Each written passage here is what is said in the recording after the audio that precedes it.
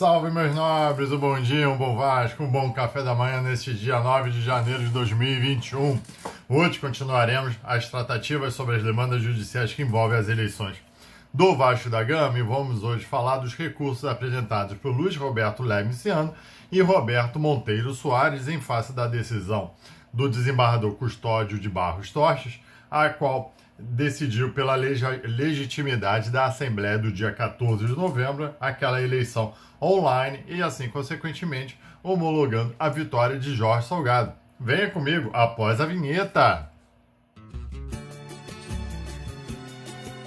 Eu sou Cruz de Malta, sou felicidade, vou balançar toda a cidade. Bom, meus amigos, hoje então a gente vai falar sobre o recurso apresentado pelos dois agentes políticos do Vasco. Mas antes, por favor, dê seu like aí nesse vídeo se você gostar. Se você está gostando desses vídeos jurídicos, por favor, compartilhar com seus amigos vascaínos para entender melhor o que é toda essa celeuma. E aqui vocês sabem que eu tento trazer de uma forma muito simplificada tudo que está acontecendo na esfera jurídica e sem enrolação. Vamos lá. Luiz Roberto Levinciano apresentou os embargos de declaração. Isso é um tipo de recurso previsto no Código de Processo Civil que visa esclarecer obscuridade ou eliminar contradição e suprir omissão de ponto ou questão sobre o qual devia se pronunciar o juiz de ofício ou a requerimento na forma do artigo 1022 do CPC. Entenderam porra nenhuma? Vamos lá ver se eu consigo traduzir para você. Esses embargos de declaração é uma petição encaminhada ao julgador para tentar, num prazo rápido de 5 dias, para tentar suprir alguma omissão. Olha só, o desembargador, o juiz, você tinha que falar numa parada que você não falou. Ou para eliminar a contradição. Meu irmão, que parada é essa? Aqui num parágrafo você está falando alhos e lá você está falando bugalhos. Então, quer dizer, na própria decisão está se contradizendo o desembargador ou o juiz, o julgador. Ou para obscuridade, cara, não ficou muito claro isso aqui não, tá meio nublado isso aqui, pô, tá, dá para desenvolver melhor. Nesse sentido, espero que assim vocês tenham entendido o que são esses embargos de declaração. Apenas é para suprir omissão, para falar alguma coisa, tá legal? E assim, quais foram os argumentos trazidos por Levinciano? Primeiro ele cita aqui uma contradição. Aí eu vou até fazer, abre aspas, para o que o Levinciano escreveu na sua petição. Citou a pandemia para justificar a eleição de forma virtual, quando também reconheceu que a eleição presencial já aconteceu, de modo que a existência ou não da pandemia revela-se inútil para decidir qual certame deve prevalecer. Em tese, a pandemia poderia até servir para impedir a eleição presencial, mas não para afastá-la. O que ele fala é o seguinte, olha só, beleza, você está me colocando que a eleição virtual era por causa da pandemia, mas é como eu estava falando, já que no dia 7 já ocorreu de forma presencial, ela não simplesmente poderia ser parada, interrompida, e da forma que foi interrompida, teoricamente, às 8 horas da noite, após quase 10 horas de um longo dia de um sábado, onde todos os candidatos saíram à rua com o seu eleitorado, digamos assim, pleiteando os votos, e agora você vai justificar a pandemia para cancelar essa eleição? Complicado, é essa que é a contradição que ele está falando e que, teoricamente, o desembargador terá que suprir ou se manifestar sobre ela. Aí ele fala de algumas omissões. A primeira omissão é que a pandemia não se caracteriza ao periculum in mora, ou seja, um dos requisitos para você conferir uma liminar é o periculum in mora, é o perigo da demora da sua decisão. Haja visto que como ela já tinha acontecido, já ocorreu a eleição baseada na decisão do desembargador Camilo, então esse perigo in mora, ou seja, nesse perigo da demora, tiraria o requisito da liminar, ou seja, então ela caducaria, ficaria só realmente verificando se é legítimo ou não, se era correto ou não ter a eleição presencial, mas porque ela já ocorreu. Então, esse perigo na demora de ser concedida a liminar já teria sido suspenso com a realização da eleição presencial. Segundo, ele traz uma demanda judicial, depois eu toco para vocês, da 28ª Vara Civil, uma outra, pediria, na verdade, que o Mussa, o Fausto Jassos, o presidente da Assembleia Geral, contratasse empresa, porque não seria da responsabilidade dele, mas sim da responsabilidade da diretoria administrativa, se o Alexandre Campelo ou da junta deliberativa, enfim, de outra pessoa. Ele não poderia contratar. O que acabou acontecendo nesta demanda judicial, sendo concedido amplos poderes ao presidente da Assembleia Geral, o que feriu de morte e da razoabilidade qualquer associação você conferir a uma pessoa só todos os poderes, contratar, marcar a data, a forma que ele quis, e realmente essa amplitude toda dessa decisão, o desembargador não se manifestou contra isso e o Levin está pedindo que ele se manifeste. Terceira omissão apresentada pelo senhor Luiz Roberto Levenciano, que a marcação para o dia 14 de novembro foi feita através de um aditamento inicial da eleição e que o Vasco já tinha sido citado. Esse ponto eu vou ter que partir um pouco mais complexo. Há uma petição inicial onde Fausto Jassos apresenta seus argumentos e ele pede o que? A realização da Assembleia Virtual para o dia 7 de novembro, ao qual já estava prevista essa data desde muito tempo, ou de forma presencial ou agora, ou pela forma online. Só que ele não teve tempo suficiente para peticionar, e no dia 3 de novembro teve um gap aí, um prazo, que teve um declínio de competência, que foi encaminhado para uma vara, a vara falou que não era dela, então encaminhou para a sétima vara, então a juíza não concedeu a liminar a tempo, então ele adita assim você marcar para uma semana depois, que ele teria um prazo maior para organizar toda a Assembleia, que aí do dia 7 passaria para o dia 14. Esse aditamento não poderia ter sido feito porque o Vasco já tinha se manifestado. E é interessante, porque o Vasco se manifesta 7 horas da noite, está lá na data da petição, ou seja, ele teoricamente supre a necessidade de uma citação, porque ele é réu, e ele já com essa livre e espontânea vontade se apresentando ao processo, ele já deveria ter sido primeiro intimado sobre esse aditamento para saber se o Vasco, instituição, teria concordado. A juíza não poderia ter dado aquela liminar com base no aditamento inicial, marcando a nova data para o dia 14, sem ter escutado o Vasco. Esse aqui é o resumo, e esse foi um erro da juíza ferido o Código de Processo Civil. E a quarta omissão, o presidente, não é competência do presidente da Assembleia determinar as datas das eleições. Na verdade, lá no Estatuto prevê que ele caminha para uma junta deliberativa, ou seja, ele exacerbou sua competência como presidente da Assembleia. E o senhor desembargador também não se manifestou sobre esse erro, sobre essa violação ao Estatuto. Enfim, são esses 5 pontos, basicamente, que o Levin apresenta aí no seu recurso de embargo de declaração, ao qual ele pede: desembargador, sane essas omissões, supra essas omissões, se manifeste acerca dessas alegações, ou elimine a contradição apontada nos embargos, quem sabe até reformar a decisão dele para reconhecer a legalidade da Assembleia dia 7. É isso que o Levin pede nesse recurso, tá?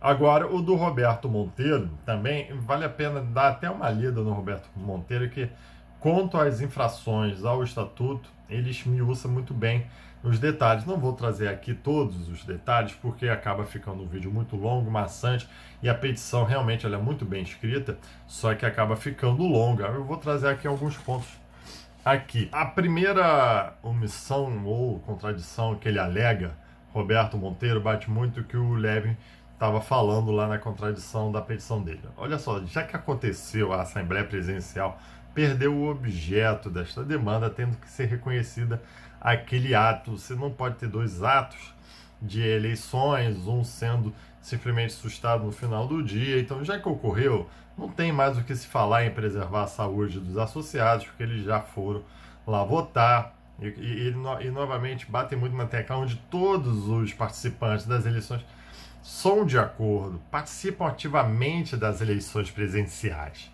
A chapa Sempre Vasco, ou a Mais Vasco, fosse tão contra essa eleição presidencial, por causa da pandemia, simplesmente eles poderiam falar: eu não vou participar não vou intimar os meus eleitores a vir a São Januário por causa da pandemia, colocando em risco.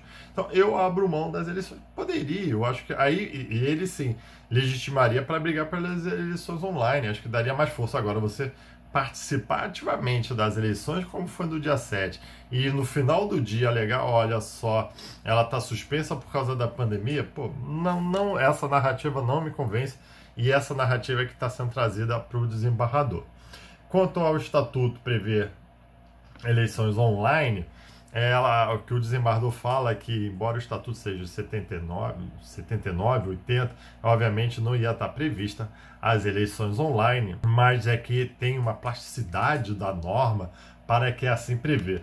Aí lá na petição do Roberto Monteiro, ele fala que, na verdade, o estatuto não é mais de 1980, que em agosto de 2020 teve alteração estatutária e não foi prevista as eleições online. Inclusive o próprio clube rejeitou, pelo Conselho Deliberativo, rejeitou essa mudança. Aí você pode até argumentar se você é a favor ou não da eleição online do Conselho Deliberativo, está certo ou errado ou não. Mas o fato é que um dos poderes negou na forma do estatuto, o qual tem que ser seguido a forma do estatuto. Aí ele fala aqui que é exatamente isso. Quanto ao estatuto prever sem as eleições online, não é possível ao Poder Judiciário, substituindo-se aos poderes do Clube de Regata Vasco da Gama, dizer qual o verdadeiro significado da previsão estatutária, por tratar-se de assunto interna corporis, sob pena de ostensiva intromissão político-estatal nas normas de organização e funcionamento da Associação Civil Desportiva. Aqui nesse ponto está batendo muito com a demanda judicial apresentada pelo partido político da Solidariedade em face do Tribunal de Justiça, em face desse acórdão. Falando assim, não é o Estado, não é o Judiciário que vai interpretar minhas normas sob pena de você estar intrometendo no meu funcionamento de uma associação livre, onde todos os indivíduos são livres de se associar-se a quem deseja e sobre qualquer aspecto, desde que lícito, obviamente. Então ele está batendo muito nesse ponto, e realmente, não é uma interpretação que o judiciário tem que dar. É claro no estatuto, isso tem que ser uma decisão interna do clube, da associação desportiva, ou de qualquer sociedade, associação que seja. E logo depois o Roberto Monteiro ele vai elencando muitas outras infrações aos estatutos, competência, prazos e tudo mais, bem interessante ali, ao qual o desembargador não se manifestou. Esses são os argumentos, assim, de uma forma bem sucinta trazida para vocês, espero de uma forma simples que vocês entendam, ao qual esses dois autores, Levinciano e Roberto Monteiro, estão pedindo para o desembargador Custódio se manifestar. Quais são os pontos e a ligação? E se o desembargador entender que realmente ele tinha que ter se manifestado sobre esse ponto, e se manifestando, ele pode alterar completamente o seu voto e reformar o acórdão, que se chama, que é o julgamento lá, ele pode fazê-lo e assim o fará. Contudo, aqui na prática da advocacia, e não vou mentir para vocês, raramente vejo isso. Olha, eu posso falar, eu acho que não me vem à cabeça algum caso onde realmente, através de um desembarque de declaração, seja mudado completamente o acórdão. Alguns embarques de declaração realmente são conhecidos, como se fala, e providos apenas para sanar algum ponto ou outro, para deixar mais esclarecido um ponto ou outro, uma data, algum erro material, que seja para correção, tudo bem, mas alterar da forma que foi, que negou o provimento ao agravo para dar provimento ao agravo, ou seja, negar o pedido do Leve, conceder essa legitimidade, eu acho muito difícil, mas é um recurso cabível, extremamente cabível e plausível de ter sido apresentado. Não acredito que tenha êxito, embora muito bem fundamentadas as petições, eu concordo, e quem me acompanha aqui sabe disso, mas não vejo muito êxito nessa modificação. Agora, como eles foi apresentada uma demanda lá no STF, eles criaram um fato jurídico aqui, apontando algumas falhas que estão presentes no acordo, e com isso, com certeza, é levado lá para cima, para o STF, lá para Brasília, e poder falar, pô, realmente, olha quantos pontos omissos aqui que o acordo não teve. É isso que eles quiseram fazer apresentando os embargos declaratórios agora. Não acredito que eles vão ter êxito nos embargos declaratórios, mas acho que foi uma preparação para você fundamentar a demanda lá do STF de Brasília, essa sim que possa ter alguma novidade, alguma mudança substancial aí nas eleições do Vasco da Gama. Até o momento, sexta-feira não teve qualquer manifestação. Provavelmente na segunda-feira terá. Beleza? É só um pedido já que eu faço. Apresentou-se uma petição de um interessado, torcedor lá de Manaus. Não façam isso, porque isso só vai atrasar o processo, vai prolongá-lo e é capaz até de irritar um ministro lá com tantas petições assim. Imagina se cada vascaíno fosse peticionar. Então não vale muito a pena. Para isso, só vai atrasar o processo. E aqui eu já faço convite, provavelmente na segunda-feira, eu vou deixar o domingo por conta do jogo, que eu acho que isso também é muito importante para nós, um jogo fundamental contra o Botafogo. Mas na segunda-feira eu tenho a minha live às 3h30 da tarde, a Gazeta das Caravelas, e provavelmente, depois eu confirmo com vocês no vídeo de domingo, eu vou deixar para um responde aos inscritos, aos internautas aqui sobre as demandas judiciais. Ficarei durante 1 hora sozinho na live tentando trazer esses pormenores e quem sabe ali durante já não vem alguma decisão lá de Brasília. Tá ok, galera? Muito obrigado aí por mais esse vídeo, mais esses telespectadores aí, essa visão do vídeo, visualizações. Assim, desde já peço seu like.